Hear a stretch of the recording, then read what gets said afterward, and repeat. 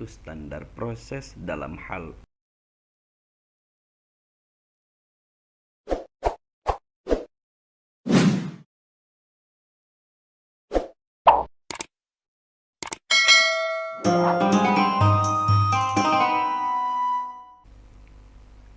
Assalamualaikum warahmatullahi wabarakatuh. Alhamdulillahilladzi 'allama bil qalam. Asyhadu an la ilaha illallah wahdahu la syarika lah wa asyhadu anna Muhammadan abduhu wa rasuluhu la nabiyya ba'dah. Allahumma salli wa sallim ala sayyidina Muhammad wa ala alihi wa sahbihi ajma'in wa ba'du. Sahabat Ulen, ulasan online kurikulum 2013 mulai luncur kira-kira di tahun 2013-2014. Ada 4 grand design perubahan pada kurtilas tersebut. Ada 4 elemen perubahan kurtilas tersebut. Yang pertama adalah standar kompetensi lulusan. Yang kedua adalah standar isi, yang ketiga adalah standar proses, dan yang keempat adalah standar penilaian. Dari sekian standar itu, Ulen mencoba untuk mengulas pada standar proses. Ada satu yang perlu kita ulas, yaitu standar proses dalam hal metode. Siapa yang tidak tahu dengan metode? Metode itu ada yang mengatakan, kata orang lain, torikoh. Torikoh itu cara seseorang sampai kepada sesuatu yang diinginkan atau yang ditujukan. Dalam pembelajaran, perubahan terbesar adalah ketika paradigma teacher center berubah menjadi student center. Artinya fokus pada siswa.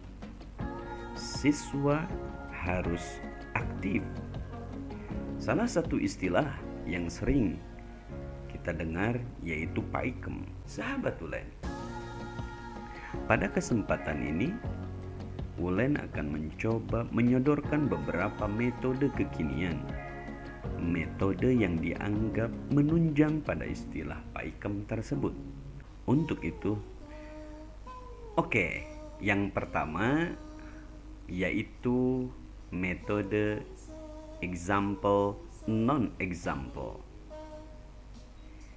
Ini adalah sebuah metode pembelajaran di mana pendidik menyuruh kepada peserta didik dalam bentuk berkelompok untuk menganalisis sebuah gambar, ya, untuk menganalisis sebuah fenomena. Setelah itu, peserta didik mendiskusikannya, ya. Nah, sebagai contoh, misalkan seperti ini nih, adanya banjir. Kenapa banjir itu muncul? Ya, biar anak yang mengeksplor, biar anak yang mengamati, biar anak yang mendeskripsikan kenapa banjir ini terjadi. Setelah itu, peserta didik mendiskusikannya. Bisa jadi setiap kelompok tampil ke depan. Tampil itu sebuah proses edukatif, melatih keberanian, melatih komunikasi. Komunikasi adalah salah satu target dari pembelajaran abad 21, yaitu komunikasi. Metode yang kedua yaitu picture and picture. Metode ini peserta didik disuruh untuk mengurutkan gambar yang berseri, ya, yang disusun secara acak, ya, yang kemudian oleh peserta didik disusun kembali, ya. Sambil menyusun, ya, peserta didik diminta alasan kenapa susunannya seperti itu. Nah, sebagai contoh, misalkan urutan dalam pendidikan agama Islam, urutan berwudu misalkan. Nah, dari gambar ataupun dari konsep yang kita potong, yang kita sediakan dalam bentuk kertas potongan-potongan itu, oleh peserta didik disusun ulang. Sambil nyusun, kita tanyakan, nah, kenapa ini susunan yang pertama ini kaki misalkan, atau ke kelompok yang lain, atau ke siswa yang lain. Nah, kenapa susunan yang pertama harus membasuh tangan? Nah, biarkan anak yang mengkomunikasikannya. Lagi-lagi dengan metode ini, satu target pembelajaran abad 21 yaitu communication didapat. Sahabat Ulen, sudah paham? Oke. Metode yang ketiga yaitu metode number head together. Metode ini adalah pemberian tugas yang bernomor. Maksudnya atau tujuannya yaitu siswa diberikan tugas, ya, diberikan tugas dalam sebuah kelompok, dikasih nomor, ya. Contoh misalkan dibagi 3 kelompok, nomor 1 kelompok 1, kelompok 2 nomor 2, kelompok 3 nomor 3. Masing-masing kelompok mempelajari dari tugasnya masing-masing. Nah, setelah itu, ya, yang diberi tugas nomor 1, dia harus mengkomunikasikan dalam kelompoknya.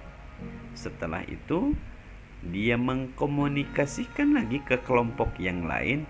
Jelas ini akan berbeda tugasnya. Jadi masing-masing berbeda tugas, namun setelah dikomunikasikan semuanya mendapatkan wawasan secara utuh. Ya, misal kelompok 1, ya, diberi tugas tentang syarat sah wudu, itu kan. Kelompok 2 diberi tugas yaitu tentang mubtilatul wudu, pembatal wudu. Kelompok yang ketiga yaitu bacaan-bacaan dalam wudu. Jadi setelah kelompok masing-masing mendapatkan informasinya, mereka mengkomunikasikan kepada kelompok yang lain. Sahabat Ulen, metode yang keempat yaitu kooperatif script. Maksudnya naskah yang kooperatif. Jadi siswa di sini yang berperan. Ada yang berperan menjadi pembicara, ada yang berperan menjadi pendengar. Ya. Setelah itu dibalik, yang tadinya pendengar menjadi pembicara, yang tadinya pembicara menjadi pendengar dari materi yang telah kita sajikan kepada mereka, atau dari materi yang telah kita berikan kepada mereka. Oke, metode yang kelima yaitu metode jigsaw. Metode jigsaw ini kita posisikan peserta didik menjadi beberapa tim, ya, dan masing-masing anggota timnya ada yang menjadi ahli. Kemudian dia menyampaikan kepada timnya sesuai dengan keahliannya. Dan yang terakhir yaitu yang keenam yaitu mind mapping.